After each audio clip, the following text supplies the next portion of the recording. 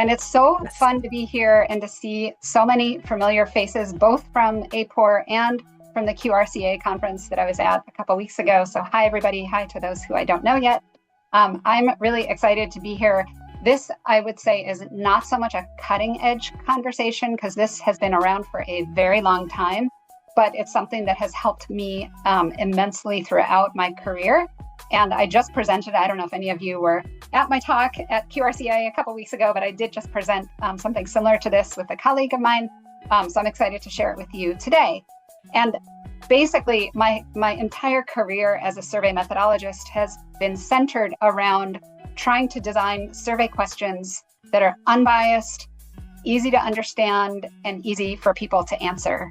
And so today, as Lori said, I'm going to share a theory about how respondents process survey questions and how we can use that theory to pre-test our questions to make sure they're hitting all three of those marks. So I'll jump right in and say that my career has personally been influenced by these two great researchers that you see on the screen, who have been my colleagues, my mentors, and my clients over the years. On the left, we have Roger Taranjo, who's the author of The Psychology of Survey Response, which introduces us to this four-stage model that I'm going to share with you in a moment. And then on the right side, we have Gordon Willis, who's the brains behind the method of cognitive pretesting, which is basically taking Roger's model and putting it into practice to help us improve the way we ask our questions. So you've now met Roger and Gordon. So let's start with Roger's model of the four-stage cognitive processing framework, so we can understand what's going on in the minds of our survey respondents when we present them with a survey question. So the first stage is called comprehension. And basically here, the idea is that the respondent needs to understand what you're asking. They have to understand the words in the question. They have to understand the instructions. They have to understand the meaning of the response categories. So you want to make sure that that process is working. The second stage is called retrieval. And this is when we're asking people questions about behavior. They have to be able to remember what it is that we are asking about. They have to have encoded this information into their memory. And sometimes we're asking questions about things. We were just talking about toilet bowl cleaner. Maybe you don't remember the last time you bought toilet bowl cleaner. It has to be something that you can remember. And it also has to be on a time frame that is reasonable, that matches the construct that you're asking about. So that part two is retrieval. The third part is called judgment. So I understand the question. I can remember that this thing happened to me. And now I have to sort through those memories and decide, how do I process what it is that happened to me? And do I want to disclose the truth? If it's some kind of like socially undesirable behavior that we're asking about, people might not want to report the truth. So they're going through that process of deciding, how do I want to actually answer the question? And then the fourth stage is called response. So I figured out how I want to answer the question. Now, are there response categories that actually fit the answer I've decided on giving in my brain? So does that fit with the categories you've given me as a survey designer? So you can imagine how each of those steps can kind of go wrong. And not every person goes through all four steps when answering every question. It depends on the question being asked, and it depends on me as a person and how I'm processing it.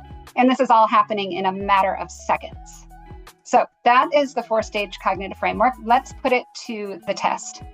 And so this is, I'm going to show you here a couple of very simple survey questions. The first one is actually the question that Gordon Willis kind of trained me on when I learned how to do cognitive interviewing. And it's a very simple question: do you own a car? And so looks simple enough, but when we put it to the test, we realize there are some issues with it. Does you mean just me personally? Or might it also include my spouse or another family member who owns a car? What about the word own? Does it mean I have to own it outright? Could it include leasing a car? What if I haven't fully paid off my car? And then finally, car, does that include trucks and motorcycles? Or is it really just cars that you want to ask about? So I put the blue symbol next to these because each of these are sort of comprehension issues that people don't understand what that question is actually asking. So to improve it, we might do something like this. Do you or any adult in your household own, rent, or lease any motor vehicle, car, truck, van, or motorcycle? So that's just one example of like comprehension issues that can help us improve the wording of a question. And the second example asks, how many alcoholic drinks have you had in the past 6 months? So here you can imagine a range of issues that might come up. One, what counts as alcohol? Is that beer? Is it wine? Is it spirits, etc.? Two, what's a drink? If I had a double shot, is that one drink or is it 2 drinks? If I had a sip of wine, is that a drink? Can I remember? We're asking about the past 6 months. That is an extremely long time frame to ask about, and it doesn't match the construct that we're asking about. And then finally, should I tell the truth? Because that's going to be a really big number for some people, and maybe they don't want to share the truth. So that's hitting on these comprehension, retrieval, and judgment situations here. And so we might revise that question to say, in the past 7 days, instead of the past 6 months, how many alcoholic drinks have you had? Count as a drink, beer, wine, liquor shot, or a mixed drink. So these are just a couple of examples to show you how this model kind of comes into play when we are designing our survey questions. So what can we do then to make sure that our survey questions are hitting the mark and that we're not going to have these kinds of issues when we put them into the field? The answer is cognitive pretesting, which is what we're going to talk about next. So what is cognitive pretesting and how do we do it?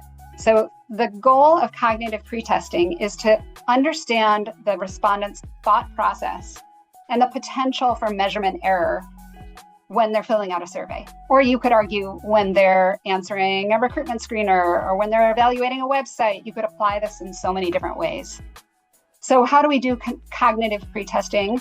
We use specially trained cognitive interviewers who are basically qualitative researchers, and they observe the participant as they're navigating through the survey, and then they're pausing to probe for things like comprehension and retrieval and judgment and response. And we use the answers from that cognitive pretest to help us make sure the question's working, and if it's not, for us to figure out how we're going to fix the question. The people that we include in these cognitive interviews mirror the people that we're going to be including in our survey. So if you're testing a survey of customers of a bank, you'd want to include people who are customers of the bank in your cognitive pretest. We typically will conduct between 8 and 15 interviews. We, basically do the research until we're hitting a saturation point where we keep hearing the same problems over and over. It can be more, it can be less, depending on the number of segments that you want to test with and your budget. And this can be done very quickly, sometimes in the matter of a day or two, or it can take a very long time. I had a project that I worked on that took us literally 5 years to do the cognitive testing phase. And the idea is that we draft our questions, we go out and we test them with some people, we learn, we refine, we go back and test, and we keep going through that process, in my case, for 5 years, and then we finalize our questionnaire. So really the heart of the cognitive interview is the probe. So there are 3 different styles of cognitive probing that we'll use in a cognitive pretest. The first style is called concurrent probing. And this is basically where you ask the question, the respondent answers, and you immediately ask your probes before you move on to the next question. And the benefits of that is that it really captures the in-the-moment thinking that the respondent had as they were coming up with their answer to the question. But the downside, as you can imagine, is the more you're probing people about what they're thinking about, how they're deciding on their answer, it starts to influence the way they answer the next questions because they're anticipating that you're going to be asking them more follow-ups. So they start changing the way they answer the question. So it can kind of mess with the true behavior that they might exhibit in a survey. A typical question for a concurrent probe would be, how did you decide on your answer? How did you come up with your answer to that question? The next is retrospective probing. And here the idea is that at the end of a section of questions or at the end of the whole survey, you go back and you ask people, hey, earlier when you answered these questions, what were you thinking? The benefit of retrospective is that it does not interrupt the natural flow, so it mimics more closely what the respondent's experience is going to be like. But the downside is that they might not remember by the time you ask them those cognitive probes. They might have forgotten what they were thinking in the moment. So here we might ask a probe like, were any questions in this section confusing? And hoping that people will remember, what kind of confusion they had in the moment. And then the third style is called think aloud probing. And here we're literally asking people to say every thought that goes on in their head out loud so that we can try to understand what that whole process, that 4-stage process is as people are coming up with their answer to the question. The advantages of this is that you get that full thought process, But the disadvantage is that this is kind of awkward for people, and they oftentimes have a hard time translating the thoughts in their head into words that come out of their mouth.